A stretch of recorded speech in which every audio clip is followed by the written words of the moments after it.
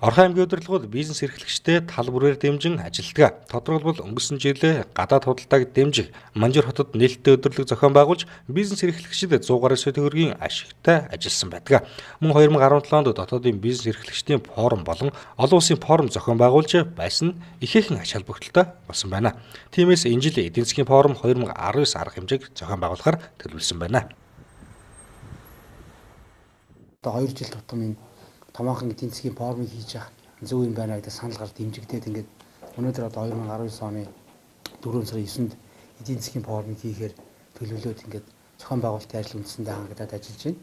За 2017 онд бид нар одоо голчилж гадаад хамтын ажиллагаагаа ер нь бодиттой болгоё.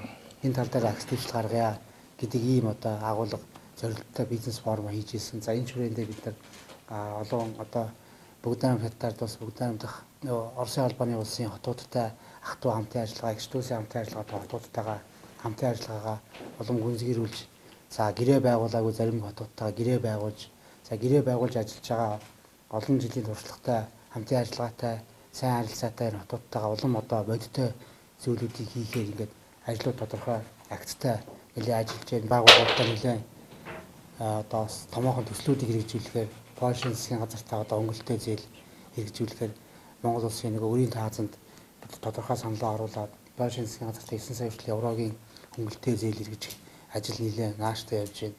За Европын зэргийн босголтын банктай 14 сая хүртэл еврогийн одоо тэрнийхээ төлөв босголгууд тусламж байх анхны хурлын дэмжигдээд явж байгаа хөгжлөнгийн нэлээдгүй олон зүйлүүд гарсан байна.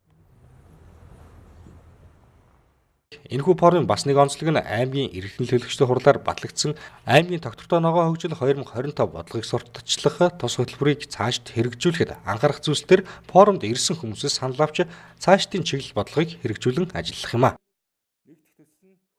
Энэ хуралдаанд Монгол улсын эдийн засгийн бүхчилсэн хөгжлийн бодлогын төлөлтийн асуудал гэсэн сэдвээр үндэсний хөгжлийн газрын дарга одоо Эрдэнэ баяр илтгэл тавина. За мөн Монгол улсын Хүү амын нутагшилт суурьшлийн ерөнхий төсөл сэдвээр бол барилга хот байгуулалтын яамны газрын дарга Гүн болд мөн илтгэл тавина.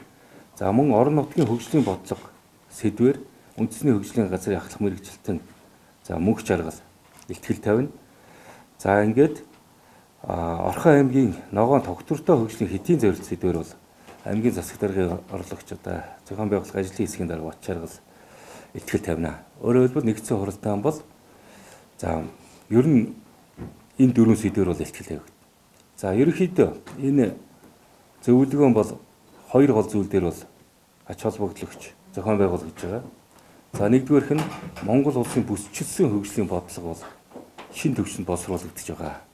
Өөрөөр хэлбэл энэ онд багтаж Монгол улсын бүсчилсэн шинэ хөгжлийн бодлого бол батлагдах ёстой улсын их хурлаар.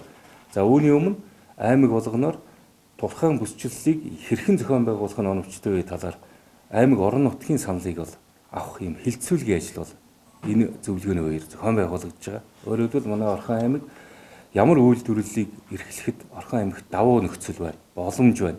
Тэрийг нь Монгол улсын бодлогын төвшөнд бол дэмжиж ажиллах энэ саналыг бол боловсруулахаар юм хилцүүл хийж байгаа гэж ойлгож байна. Бид 2025 он хүртэл Орхон аймгийг хөгжүүлэх гол бодлогын бичиг баримтаа сая 2 сарын 20-ны аймгийн иргэдийн төлөөлөгчдийн хуралдаанаар бол батлуулсан байгаа. Ногоон тогтвортой хөгжлийн хэдийн зорилт гэсэн боломж байна.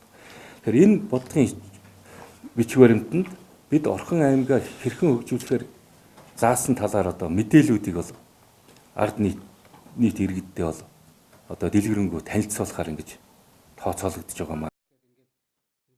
Дээрх хуралдаа нийгмийн тогтвортой хөгжил, эдийн засгийн тогтвортой хөгжил, байгаль орчны тогтвортой хөгжил, засаглалын тогтвортой хөгжил гэсэн үндсэн 4 салбар хуваагдаж явагдах юм а. Салбар хуралдааны дараа нэгдсэн хуралдааныг хийж салбар хуралдаанаас гарсан саналыг нэгтгэж бодлогын хэмжээнд хэрэгжүүлэн ажиллана.